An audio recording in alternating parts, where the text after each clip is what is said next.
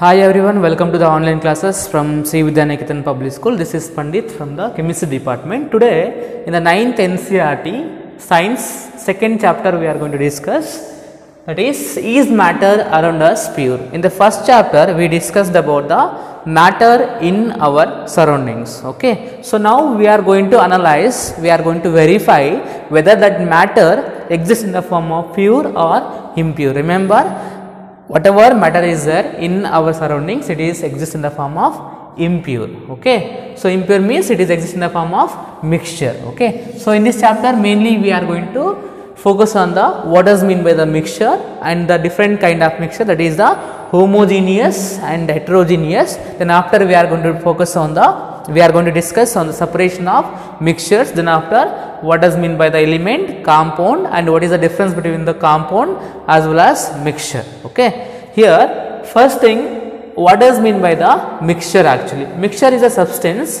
It is a substance which is made up of two or more pure substance, that is two or more compounds or two or more elements.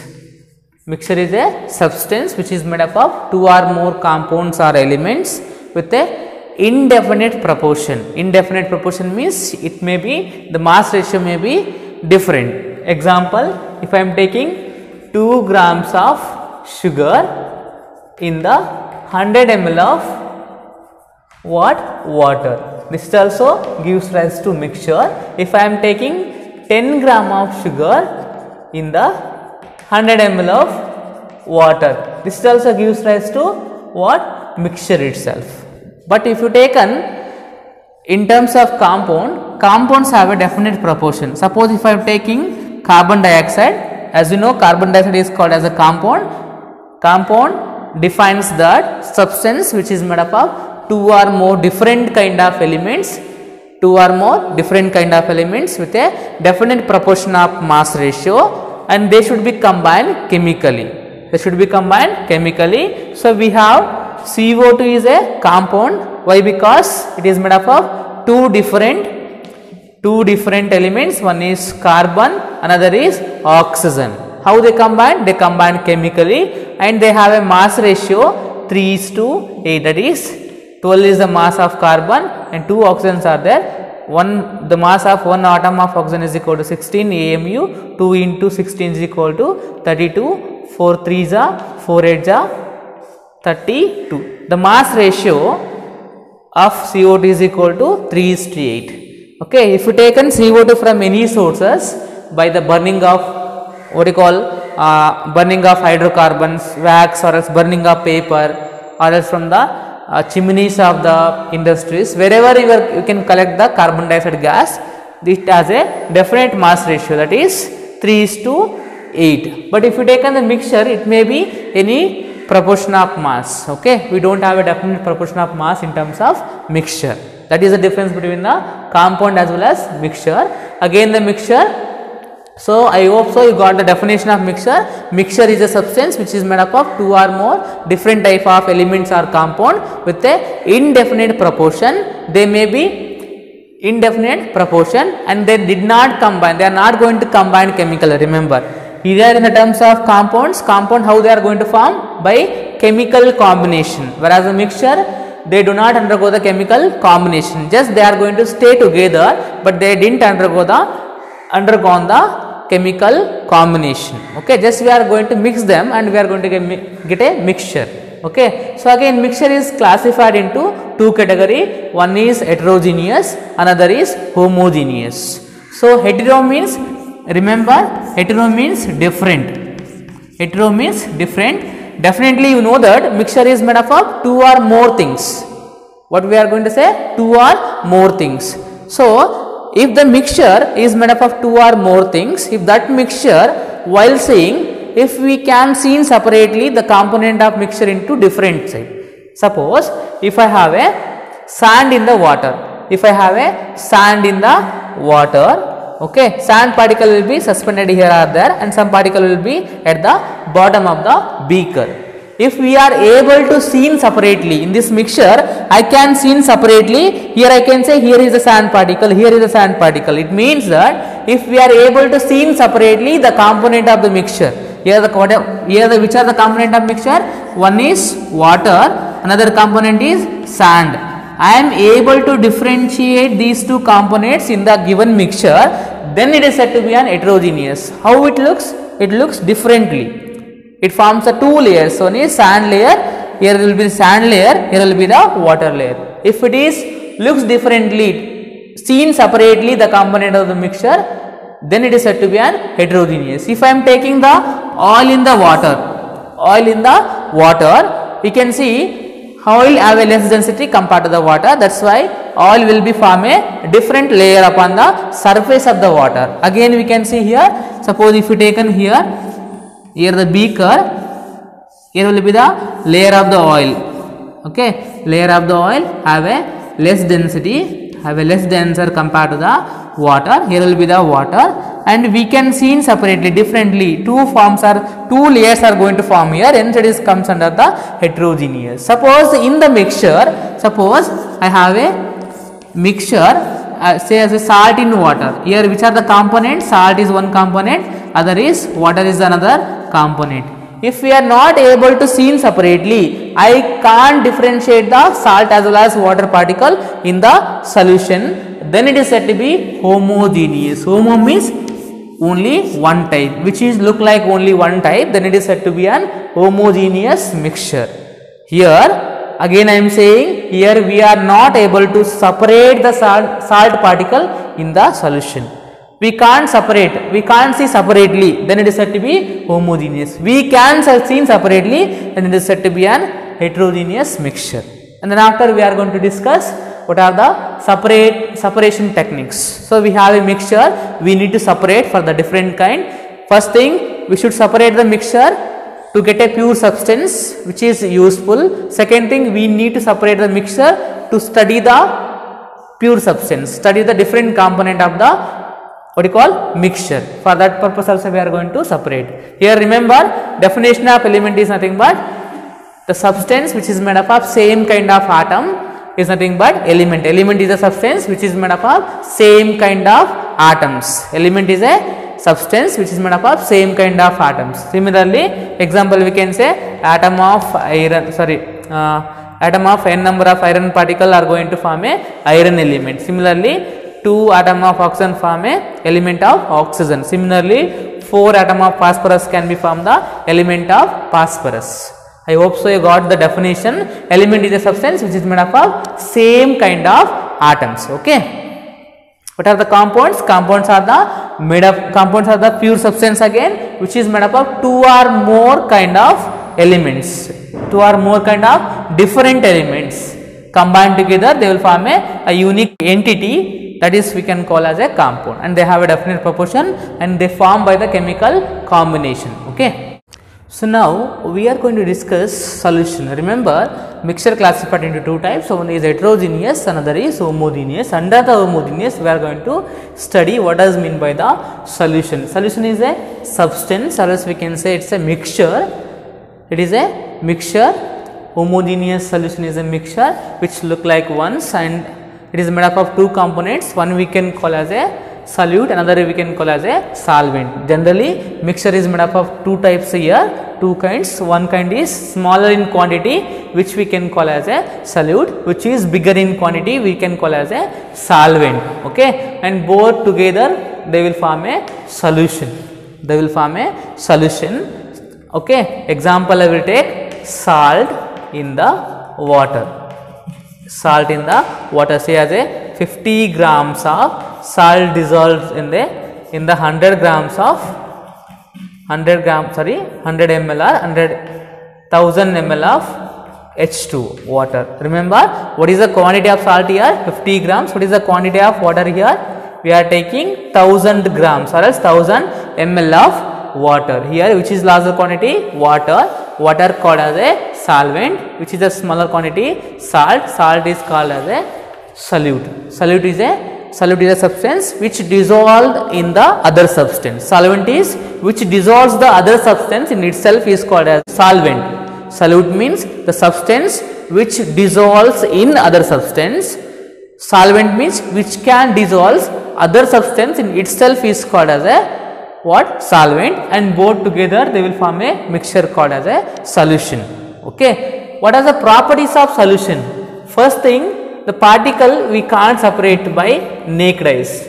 Particles of, or else we can say better, components, solute components cannot be separated by naked eyes. Okay, cannot be seen separately by the component of mixture, cannot seen by naked eyes. And one more thing is cannot separate, cannot be separated by components will be there na. Salt and water is there. Suppose we have a salt and water. Is it possible to separate salt and water by the technique called as filtration? It is not possible. Components are not able to separate by using the filter paper. Not able to separate by the filter paper, filtration. Then how we can separate? We can separate by the evaporation, or else distillation, or else fractional distillation, or else crystallization. Okay. We are going to call term called as concentration of a solution. Concentration of a solution is nothing but it's represent the percentage of solute in the solution. Percentage of solute in the solution. One we are going to call as mass by mass. Mass by mass into 100. Okay. Concentration, mass by volume concentration. Okay. Suppose we are 10 gram of salt in the 100 ml of water. What is the concentration? So 10 gram of salt, 100 gram of water. What is the concentration? 10 divided by 100 grams, 10 grams divided by 100 grams into 100 grams. Okay, 100 here. So here nothing but 10%. This is the concentration of solute, that is salt in the water. Say suppose if I am taking in terms of mass by volume, suppose say as if I have a 50 grams of salt in the 1000 ml of water, what is the concentration? Is equal to 100. So here I think 5% by the mass by volume concentration. So the concentration of solution is nothing but it represents the percentage of solute in the what? Solution of the mixture. Okay. Concentration is nothing but which represent the percentage of solute particles in the given mixture. It may be in terms of mass by mass and mass by volume. Mass by mass means both should be in terms of grams. Mass by volume means one should be, solute should be in terms of what? Solute should be in terms of what you call mass, and solution should be in terms of volume. Okay, we can convert also volume to mass, mass to volume by using the formula. So one more term of mixture, that is heterogeneous. In the heterogeneous we have two terms, one is suspension, another one is collide. Right now we are going to discuss what does mean by the suspension. Suspension is nothing but, again it is nothing but heterogeneous mixture.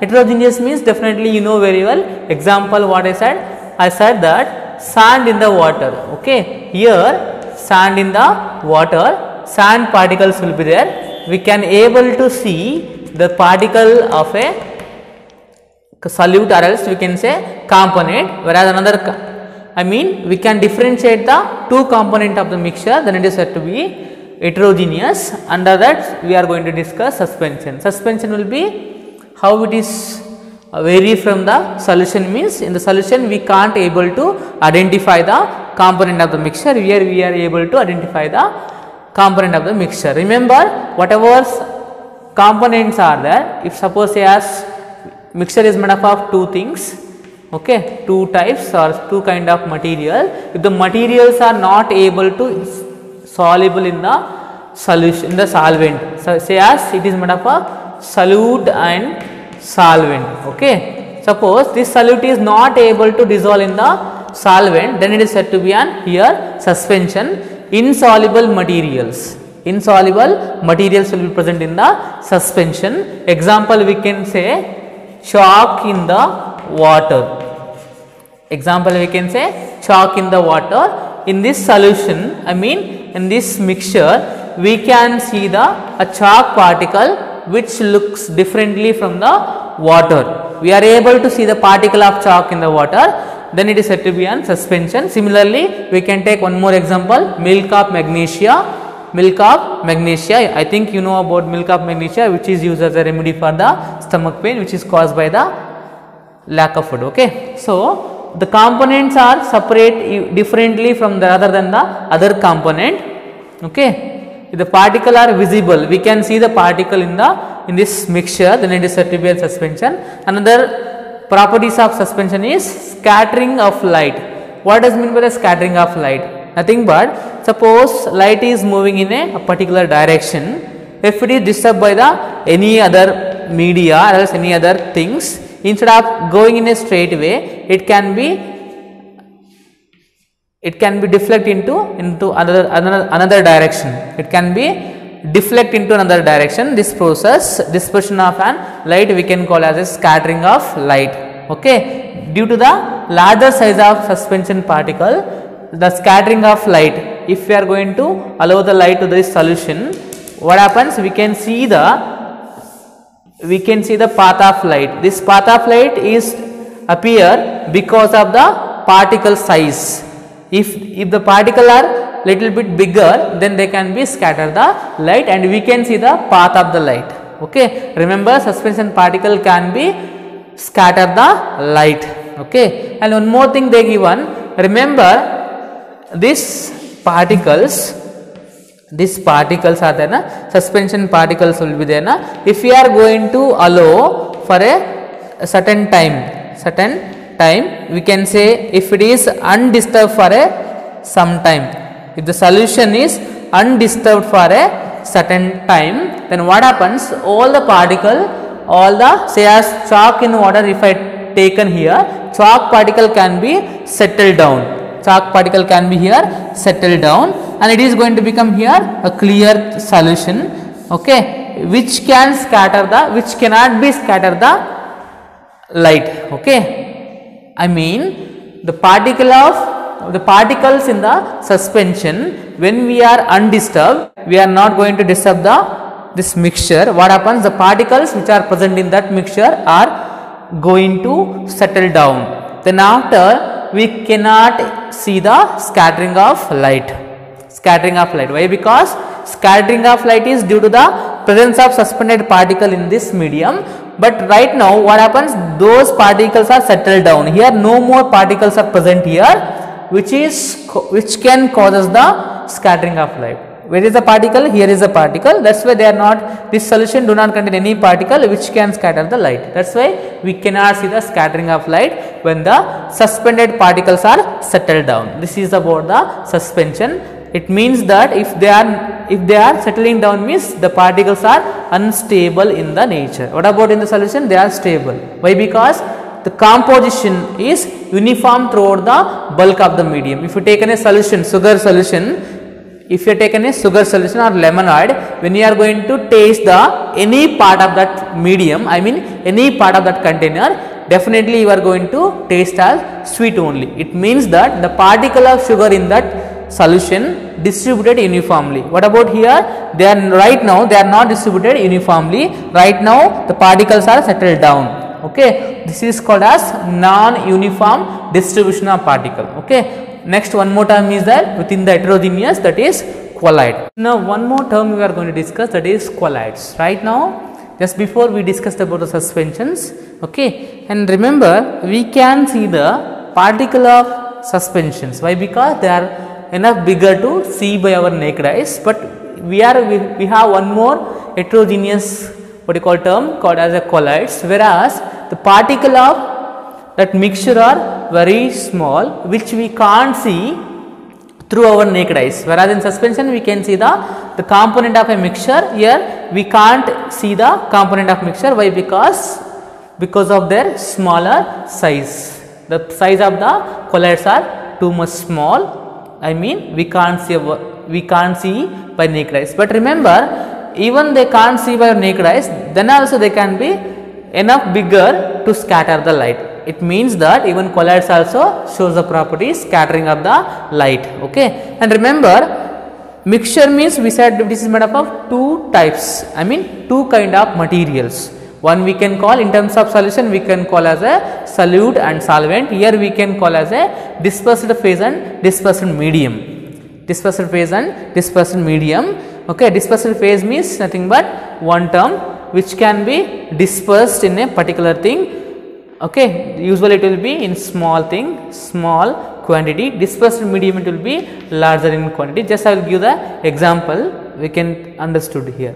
Okay, suppose if we taken the smoke as a example.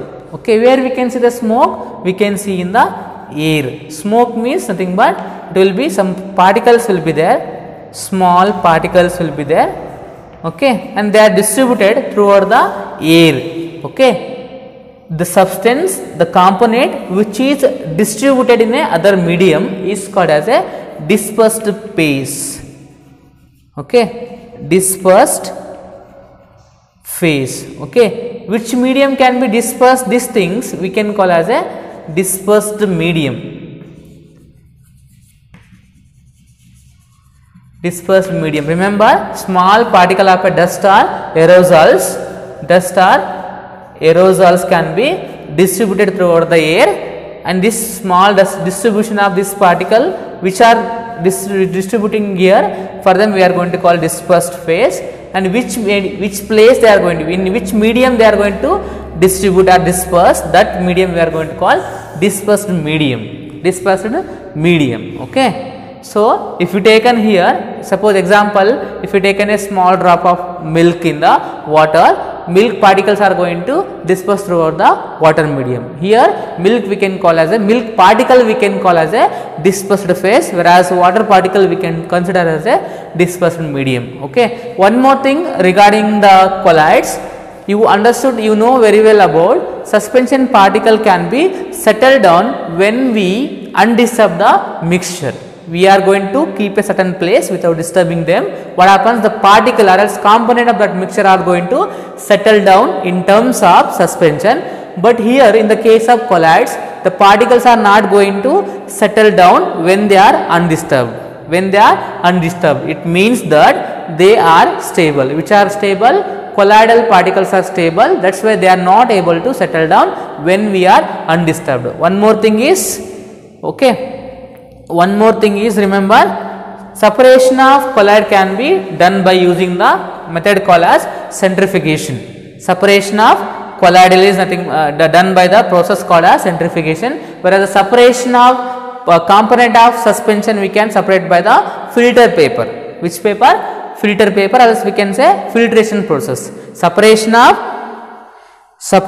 colloids will be done by the centrifugation, as the particle of colloids will be very small. That's why we can't go through the filtration. The particle of what you call suspension are likely be big. We can separate by the process called as filtration. Okay, now we are going to study about the separation technique. Okay, when we are going to separate the mixture, we are going to use certain principles depending upon the what is the nature of components. As we know, mixture is made up of two substances. Depending upon that nature of that two substances, we are going to use the different principles. Based on the different principles, we are going to use the different separation techniques. First one, suppose the component of mixture is made up of solid and solid. We have a mixture in such a way that those mixture are the component of that mixture is made up of both the solids and solids. Example, if we taken sand in rice, if we taken stone in rice, stone in the rice. Here stone is a solid, rice is also solid. We can use the hand picking method. And here one more is magnetic separation. If we taken the, suppose iron fillings are there, iron fillings in the sand. If you want to separate the iron fillings from the sand or else iron powder from the sand, we can use a magnetic separation process. Similarly, one more is the sublimation. Sublimation is nothing but, in the last class we discussed about the conversion Conversion of solid into directly gaseous state we can call as a sublimation. Conversion of what? Conversion means what? Directly solid to gaseous state without undergoing the liquid state we can call as a sublimation. Conversion of solid state to gaseous state, and gaseous state to solid state what we can call? We can call as a deposition. We can call as a deposition. By using these principles we can separate the different kind of things. Suppose say as a salt and camphor. Salt and the camphor. Remember, if you want to use this sublimation process, one of the component of mixture should be sublime substance, means which can undergo the sublimation process. So here we can see here, this will be a tripod stand. This is an Bunsen burner. This they are heating here. This will be wire gauge upon this tripod stand. Here there is an china dish here. In the china dish they taken the mixture, that is salt and one more is camphor. Salt and camphor will be there. Okay. So when they are taking, slowly they are going to heat. No, as we know, camphor is a sublime substance which can undergo the sublimation process. Slowly from the mixture, only camphor particle can be converted into a gaseous camphor slowly. Okay. Remember, salt is not a sublime substance. Only camphor is a sublime substance. Hence, only camphor is going to slowly convert it into a gaseous state. And here the temperature will be little bit less compared to the china dish. That's why slowly they are going to deposit here. Which particle deposited here? Only sublime substance. Nothing but camphor is deposited here. Okay. After this process, slowly they are going to crush this one and they can take the camphor. Okay. Here, which principle use here? We use the principle called as sublimation. To separate, to follow this method among two component 1 and 2, one of the component should be undergo the sublimation. Then only we can apply this separation technique. So one more activity they given here, that is which represent the activity separation technique, evaporation. So evaporation used here, they want to separate the volatile substance. When two or more volatile substance are mixed together and they form a mixture, in that condition we can use the evaporation technique. Here they taken here water, above the water beaker they taken water here, they allowed to boil the water. Above this one they kept a watch glass here, in the watch glass they kept a ink which is mixture. They want to separate the volatile component from the ink. So what happens there? Slowly, because of heating here, because of this temperature, volatile substance they have a less boiling point, are able to volatile here. Remaining we are going to get a residue here, which is the pure substance. When we can use the evaporation process, either the component should be volatile or else they should have a less boiling point. Okay. So one more separation technique, that is a centrifugation. Okay. When they are going to use centrifugation means, generally when the particles are there and those particles are very too small, we cannot go for the filtration process. When the filtration process is not possible, filtration is not possible in a certain cases. I mean, when the particles are there, they are very small in nature. Say as here I have a milk and water. How I can separate the milk and water means by using the centrifugation process. Okay. So how will be? It contain the motor. Okay. It will be motor here which connected to the electrical this one, and in this one there are the 4 test tube holder will be there. Here we can take a sample here. Okay. Here will be sample, and here they are going to rotate this 4 test tubes are undergo the rotation with a very high force. When you are going to apply the high force, so because of high force what happens? Whatever the denser particles are there, whatever the denser components of mixture are settle down here,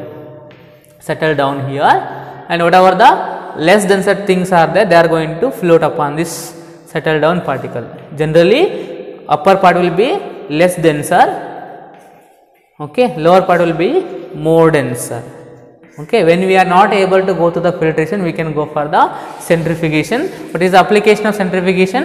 In the diagnostic process, example, testing of urine sample or as a blood sample, okay, they are going to go through the centrifugation process. When they want to separate the component of what you call blood or else urine, they can go through the centrifugation process. You can see the diagram here how the centrifugation machine will be there. Okay, then after they will separate the cream from the milk, especially in dairy industry. If they want to separate the cream particle from the milk, they can go through the centrifugation. As you know, cream is a less heavier, I mean less denser than the remaining thing in the milk. That's why they can be come from the what you call surface of the solution, they can separate it. Then after in the washing machine, you know very well, while drying the cloth, it will be here in terms of water machine, cream from the milk, and diagnostic, especially testing of urine and blood sample. Okay, this is about the centrifugation. What is the principle here? Density. Okay, depending upon density, component of mixture are going to separate it out. Okay, and one more thing is, when filtration is not possible, then they will go through the what you call centrifugation process. Then they can go through the centrifugation process. So now we are going to discuss about the filtration. Okay, when the component of a mixture, one is solid, another is liquid, where solid is insoluble, it is not going to mix in a liquid component, then we can go through the filtration. Okay, here we can see the arrangement here. This we can call as a funnel. In the funnel we kept a filter paper, and here the beaker, and here we are going to add a mixture, whereas the solid particles will be settled here, that we can call as a residue, whereas the liquid is allowed to pass through the filter paper, and we are getting here in the beaker, that we can call as a filtrate.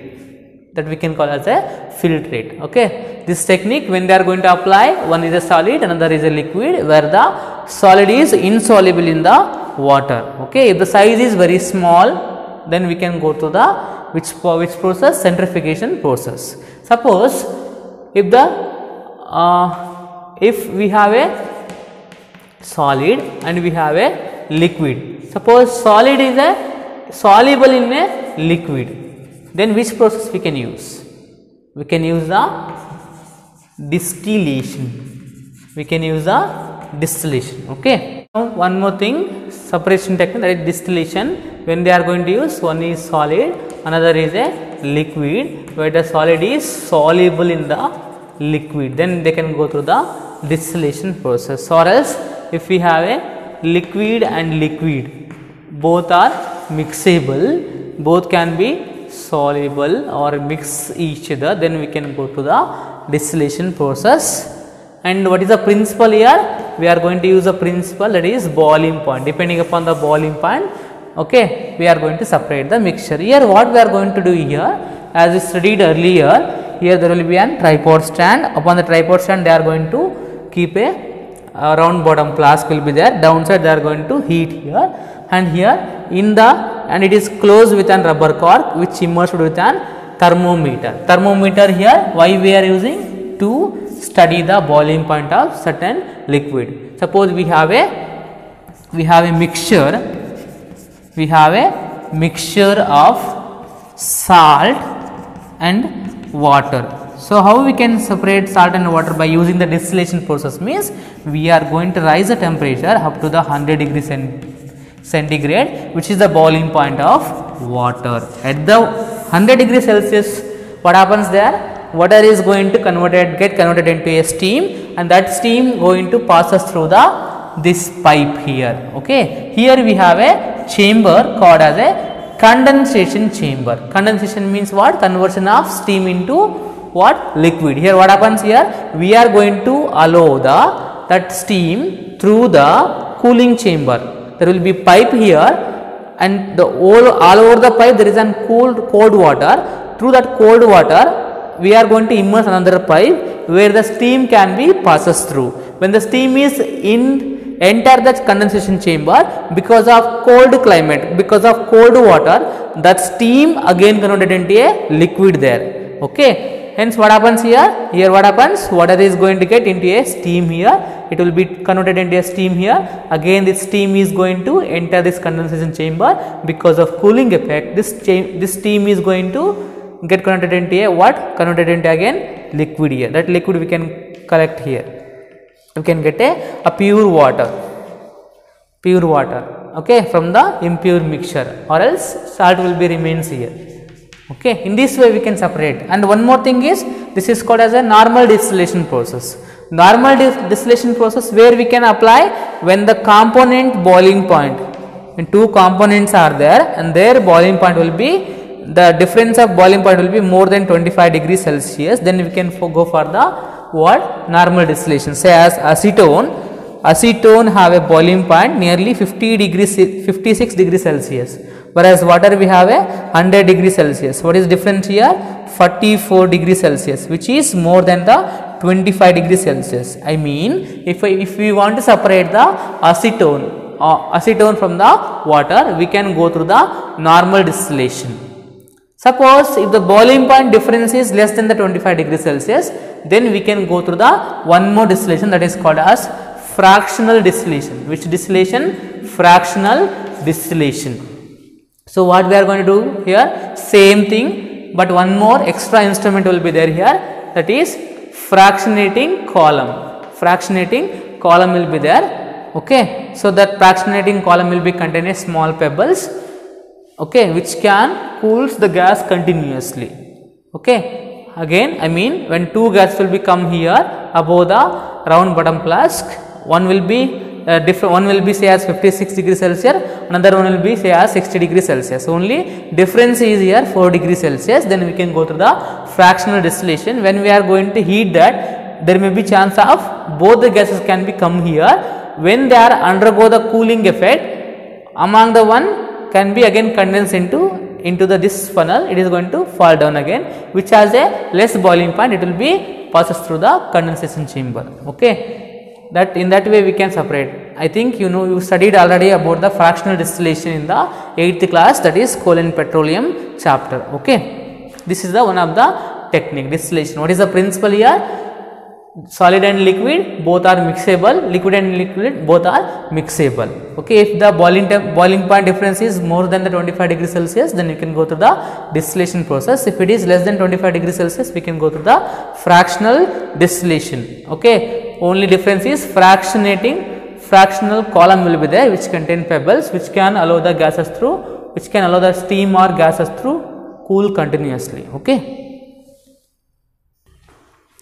Suppose until now we studied about if the components are both are solid and liquid, or solid and solid, solid and liquid, liquid and liquid. If they are both are mixable, then we can go through the what? Distillation process. If suppose two liquids are there, liquid and liquid, okay, they are not mixable, we can call them as a immiscible liquids.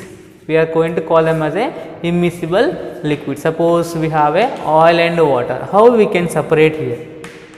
How we can separate? Just by using the separating funnel will be there. Like this separating funnel will be there. Okay. So they will take here separating funnel. Just they will enclose with an washer will be there. Okay. Here when we are taking oil and water, here the principle is density. What is the principle here? Density. Oil is less denser than the water, which can float on the surface of the water. Here will be the oil and here will be the water. So they will open this opener and this tap, and they can collect the water, and after that they will collect the oil. Here what happens here? Depending upon density, two immiscible liquids are going to form a different layer. Okay, when we undisturb the separating funnel for a long time, what happens there? They are going to settle. They are going to form a different layer based on their density. Then we can separate them just by opening the tap here. Okay, this is one of the method, separating funnel depending upon the density. One more is that depending upon density, they will separate the slag from the iron ore. Okay, ferrous or ferrum ore will be there, iron ore. From the iron ore, generally what happens, we know very well, iron particle when they are taking the ore is mixture of different impurities as well as iron. What happens, iron particle will be more, okay, and other impurities will be, they have a less density, okay. What happens there, when they are going to heat and they will get a molten, or else they will get a molten iron, along with that impurities will be there, and these impurities they will make allow to less denser, and they will be come up the at the funnel, top of the funnel, this will be slag, okay, and they will separate the slag, they will remove the slag depending upon what they are separated here. As iron is more denser than the slag will be less denser, it will be come at the surface of the furnace, blast furnace, they will separate by using the different instruments, okay. So depending upon density we are going to separate here. So one more technique called as chromatography. So in chromatography we are going to separate different dyes in the ink or else different pigment of the components, okay. So different components are a different pigment of the ink, they have their own molecules, they are made up of their own molecules, they will start to move against the gravity, they will start to move against the gravity, and different molecules have a different, what you call, they will call for this process as capillary action. Capillary action means nothing but the movement of certain molecule against the gravity,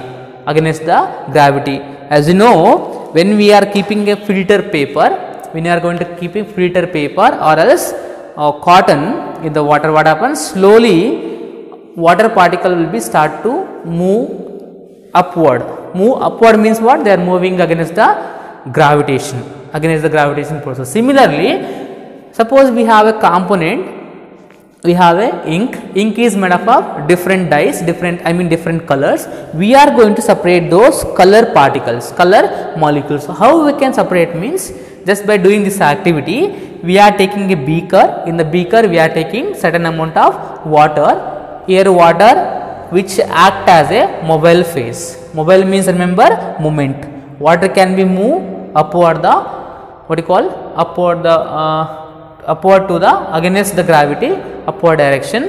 And this filter paper we are taking here, filter paper called as Watsman filter paper, okay, high quality filter paper they will take, which is made up of cellulose. And here what happens there, when you are dipping the filter paper in the water, as you know, water will be moves against the gravity in the upward direction, okay, and this filter paper remains constant. Here water is moving on the filter paper, but filter paper is not moving, for that we are going to call stationary phase. If the water is moving, hence the water we are going to call as mobile phase. This paper is not moving, for that we are going to call as a stationary phase. Remember how we can separate here. So at the edge of the downside of the filter paper, we are going to keep a line that is called as baseline. On the baseline, we are going to drop a drop of ink. We are going to keep a drop of ink. Remember that the ink is made up of different components, different dyes, and those dyes are made up of different molecules, and different molecules have a different capillary action. Means here we have a mixture. Here we have a mixture which is made up of components A and B. A and B particles are there. A molecule can be move up to certain extent. Similarly, B component move up to certain extent. Depending upon this distance we can separate them. Why? Because different molecules have a different moment, capillary action. That action we are going to call as retention factor.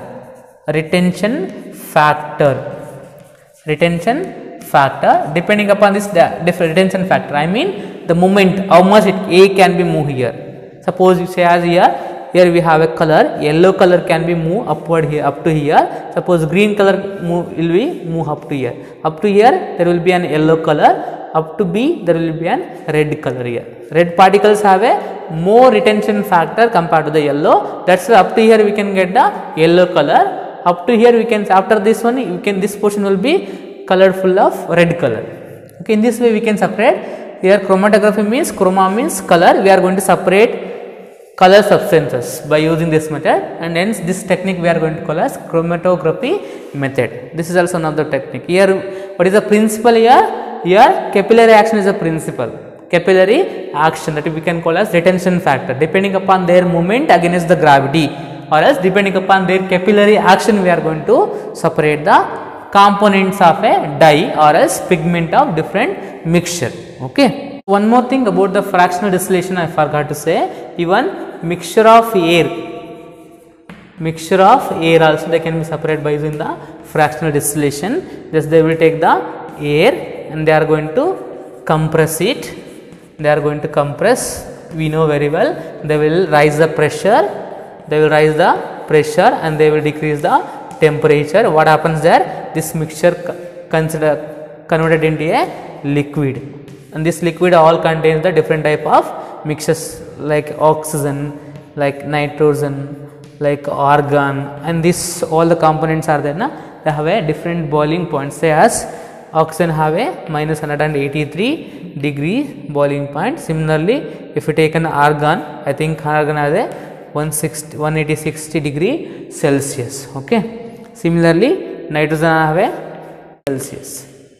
Okay. So remember, we have a oxygen, we have nitrogen, we have argon, and oxygen have a minus 183 degree Celsius, argon have a minus 186 degree Celsius, nitrogen have a 190 degrees Celsius. So which can we will get first? We will get a oxygen, and after we are going to get a argon, and after we are going to get a what? Nitrogen. When we are going to cool it, if we are going to cool very high level, okay, higher extent, then you will get a nitrogen.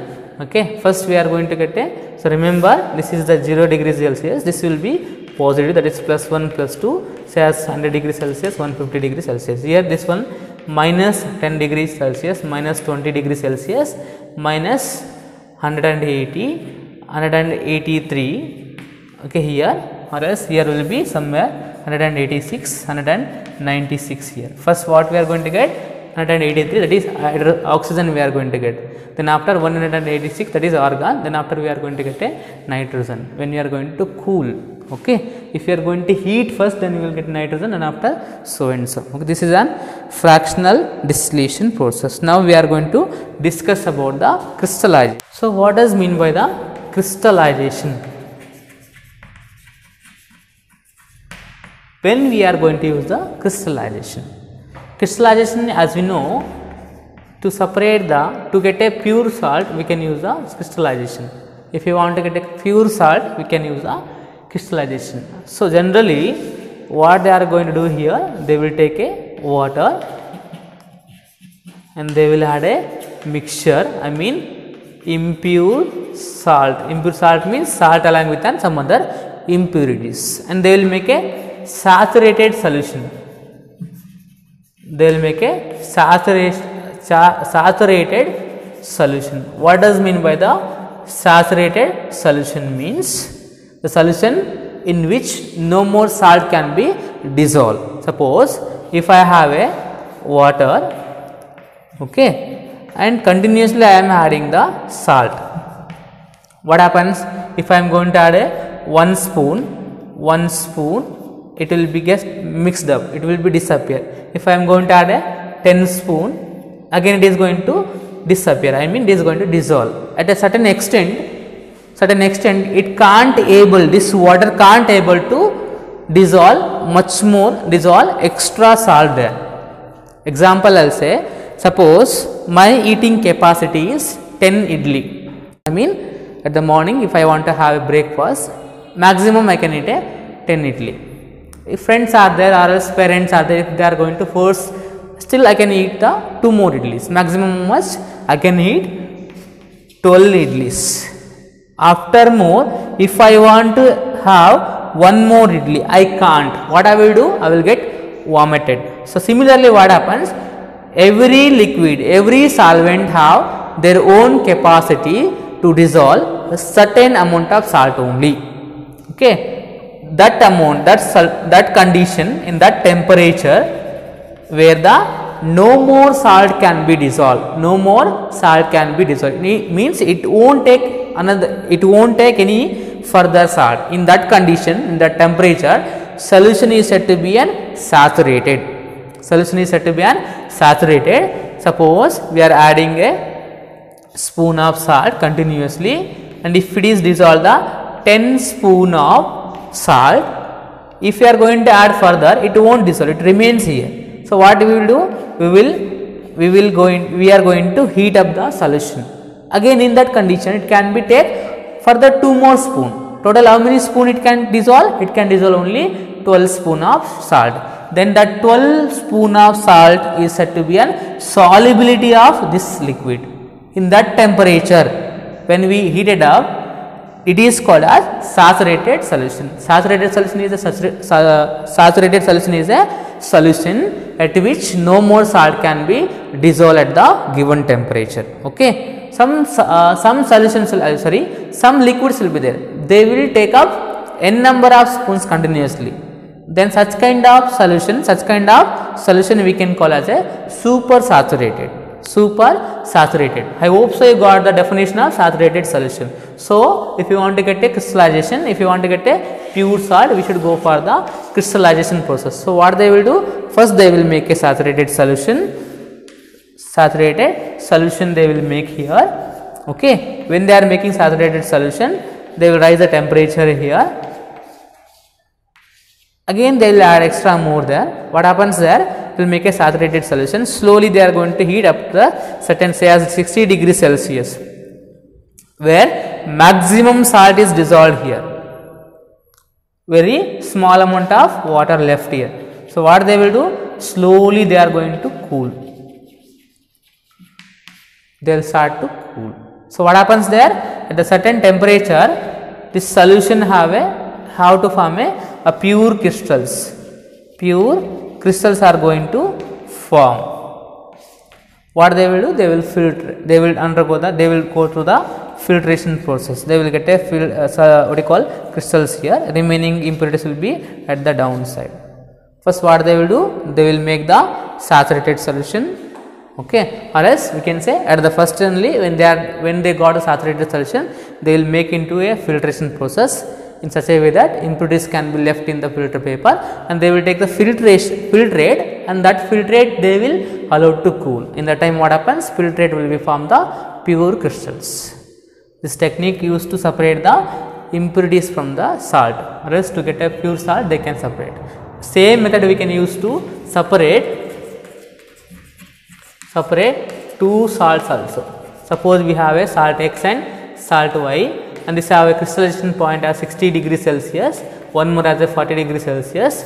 What they will do, they will make a saturated solution of both. What happens, they will mix and they are allowed to cool up to the 60 degrees Celsius. They will get one salt and they will do the filter, they will do the filtration. So this salt is separated, this form the crystals, remaining is this one. Again this is also allowed to cool, they will get this salt also. In that way also they can use the crystallization process. Okay. This is about the separation technique, that is crystallization. Now we are going to discuss what is the differences between the chemical and physical change. Chemical change and the physical change. What does mean by the chemical change and the physical change? Remember, chemical change always form a new substance.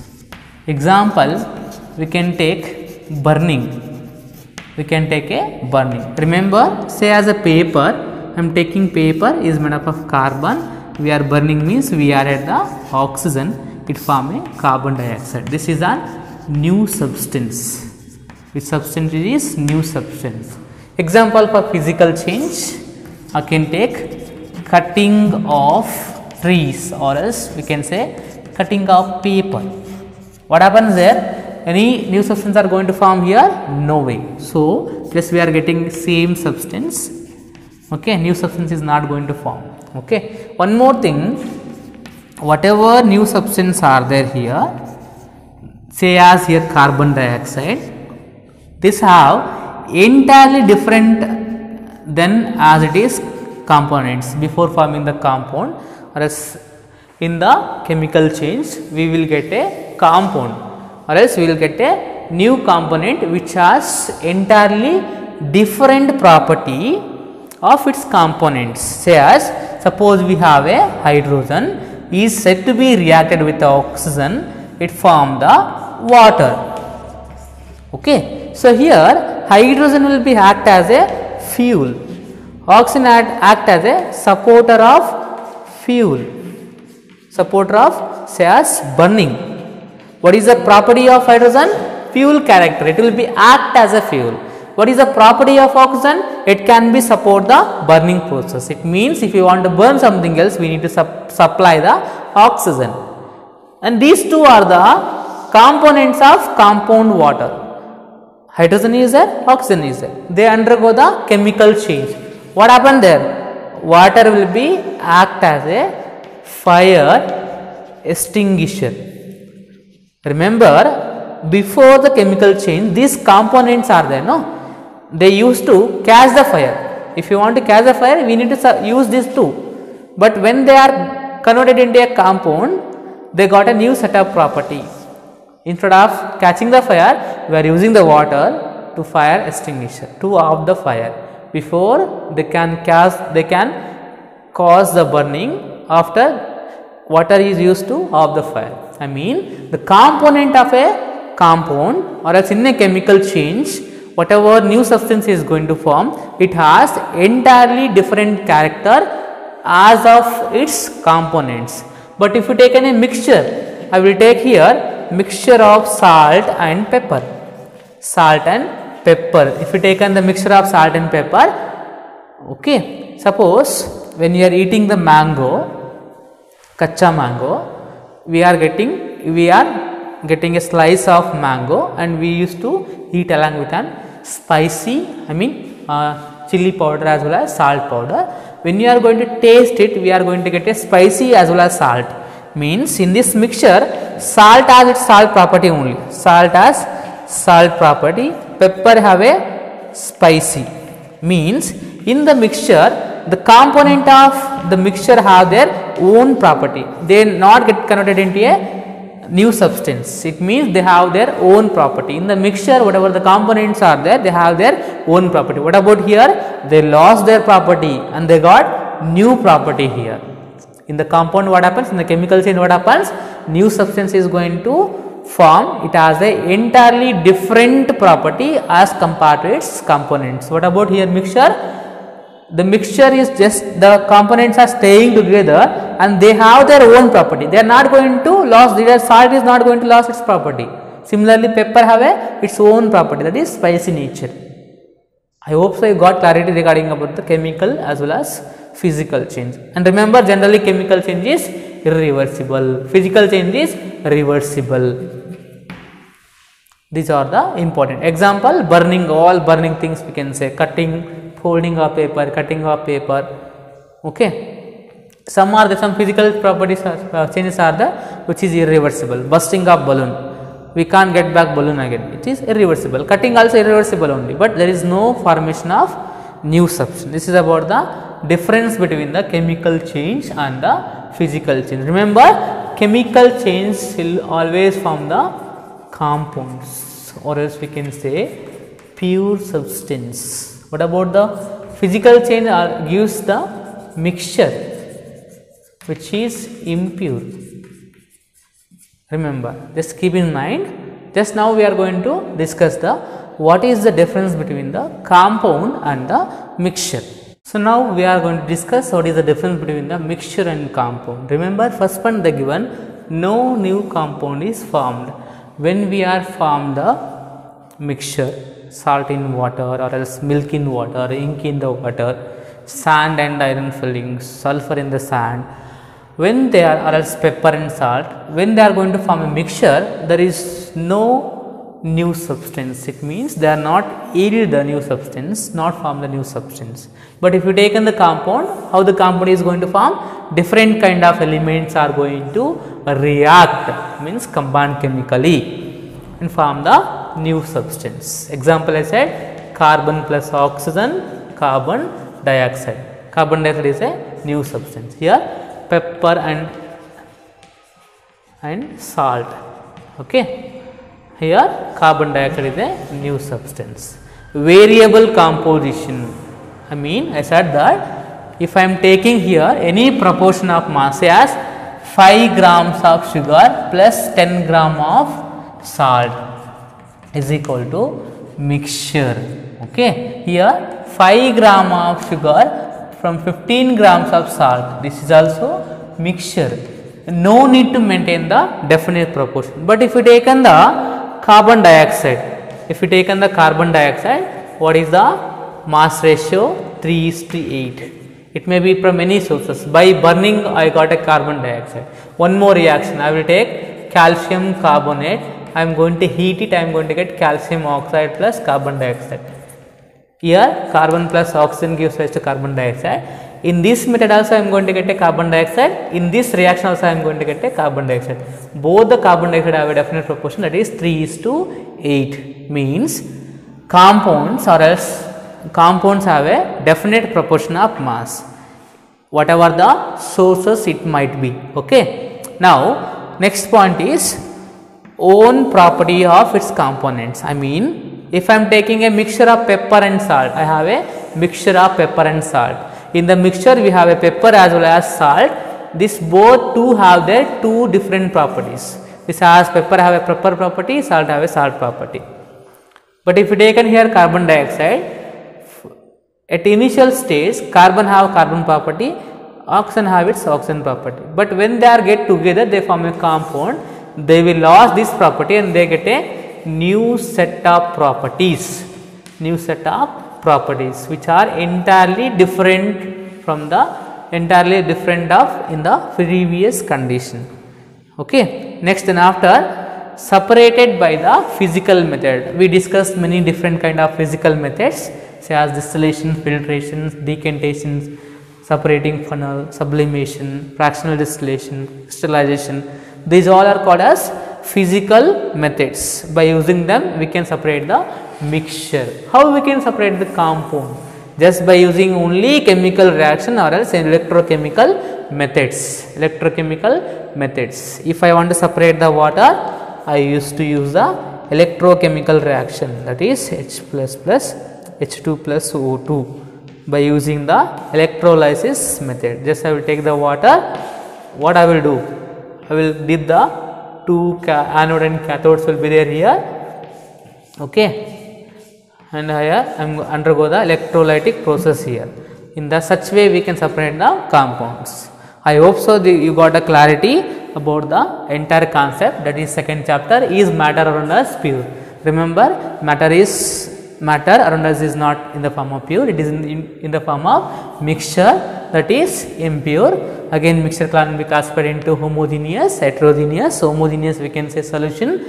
Okay, then after heterogeneous means suspensions and colloids. Then how to separate? I explained different various methods of separation technique. Then after difference between the chemical and physical chain, difference between the mixture as well as compound.